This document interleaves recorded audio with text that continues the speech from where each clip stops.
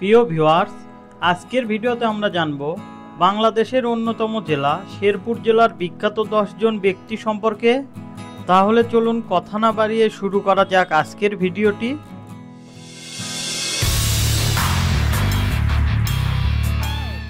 এই লিস্টের 10 নম্বরে রয়েছে বাংলাদেশের স্বাধীনতা যুদ্ধের একজন মুক্তিযোদ্ধা জহুরুল হক মুন্সী।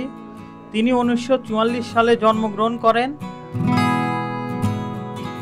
এরপর 9 নম্বরে রয়েছে বাংলাদেশের একজন রাজনীতিবিদ হেদায়েতুল ইসলাম হেদা।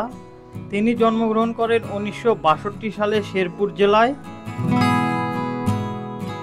এ তালিকায় 8 নম্বরে রয়েছে একজন বাংলাদেশি শিক্ষাবিদ শ্যামলী নাসরিন চৌধুরী। তিনি জন্মগ্রহণ করেন 1942 সালের 22 এপ্রিল শেরপুর জেলায়। 7 নম্বরে রয়েছে বাংলাদেশের স্বাধীনতা যুদ্ধের একজন বীর মুক্তিযোদ্ধা শহীদ মোতাসিম বিল্লাহ খুররম। তিনি জন্মগ্রহণ করেন 1951 সালে শেরপুর জেলায়। এ লিস্টের 6 নম্বরে রয়েছে বাংলাদেশের একজন রাজনীতিবিদ জায়েদ আলী চৌধুরী। তিনি জন্মগ্রহণ করেন 1947 সালে শেরপুর জেলায়। এ তালিকায় 5 নম্বরে রয়েছে বাংলাদেশের একজন শিক্ষাবিদ ডক্টর মোহাম্মদ গোলাম রহমান। তিনি 1951 সালের 7 জানুয়ারি শেরপুর জেলায় জন্মগ্রহণ করেন। 4 নম্বরে রয়েছে বাংলাদেশ সেনাবাহিনীর একজন জেনারেল ও বর্তমান সেনাপ্রধান ওয়াকারুজ্জামান। তিনি জন্মগ্রহণ করেন 1966 সালের 16 সেপ্টেম্বর। এ লিস্টে 3 নম্বরে রয়েছে একজন বাংলাদেশি শিক্ষাবিদ সৌমিত্র শেখর দে। তিনি শেরপুর জেলায় জন্মগ্রহণ করেন।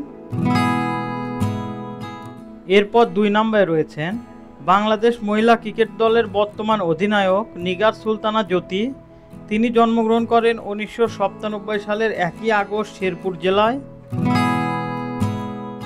সর্বশেষ এ তালিকায় 1 নম্বরে রয়েছেন একজন বিখ্যাত রাজনীতিবিদ ও মুক্তিযুদ্ধের সংগঠক ডাক্তার নাদিরুজ্জামান খান।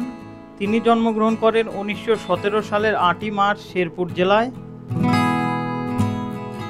প্রিয় দর্শক, আমাদের ভিডিওটি ভালো লাগলে অবশ্যই একটা লাইক দেবেন।